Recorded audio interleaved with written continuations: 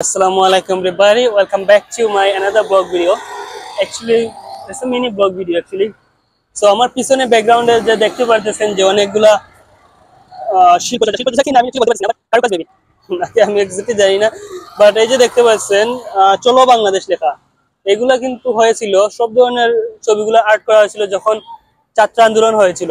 Almost 1 মান্থের উপরে হয়ে গেছে, 1 মাস 15 থেকে 20 দিনের মতো।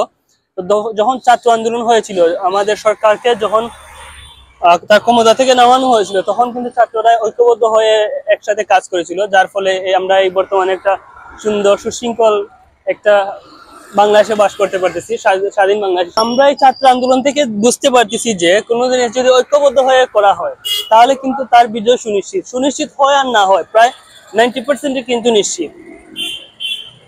সো এই যে দেখতে পাচ্ছেন একটা জিনিস, এটা আমরা সবাই চেষ্টা করব পরিহার করার জন্য, বিকজ এই জিনিসটা খুবই খুবই নেফেরিয়াস ফর এভরিওয়ান। এটা সত্যি একটা ইন্টারেস্টিং একটি জিনিস দেখা। এই যে দেখতে পাচ্ছেন আমাদের সাবেক প্রাইম মিনিস্টার, সে কিন্তু খুব একটা ডেঞ্জার জোনে রয়েছেন। দেখেন প্লেনের বাহিরে রয়েছেন, হঠাৎ হয়তো কখন ছিটকে যেতে পারেন তা আমাদের জানা নেই। আপনারা কমেন্ট বক্সে লিখে ফেলেন মানে কি ছিটকে যেতে পারেন হঠাৎ। আর একটা ইন্টারেস্টিং থিং হচ্ছে যে আগে এটাকে আমরা স্কিপ করি, সামনে এগিয়ে যাই। অ্যাকচুয়ালি তার ভিডিওটা লম্বা করতেছি না, সো আমরা আজকে অনেক কিছু শিখতে পারলাম যে ওকে, তাহলে আমি ভিডিওটা এখানে সমাপ্ত করতেছি। সো আমরা এই চিত্রগুলো দেখে এটাই শিখতে পারলাম যে ঐক্যবদ্ধ হয়ে কাজ করলে যে কোনো জিনিস সফলতা আসা সম্ভব। সো এটা কিন্তু বাংলাদেশ আমাদের নিজের দেশ, তো আমরা চেষ্টা করবো রাস্তাঘাট ক্লিন সবগুলো আমাদের জনগণের হাতে। তো আমরা চেষ্টা করবো যে জনগণ হিসাবে আমরা দেশটাকে ভালোভাবে রিপ্রেজেন্ট করতে পারি অন্যান্য দেশে।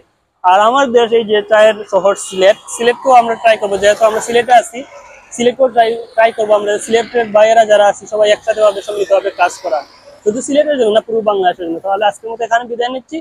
আসসালামু আলাইকুম, এন্ড আই থিংক নেক্সট ভিডিওতে দেখা হবে। আসসালামু আলাইকুম।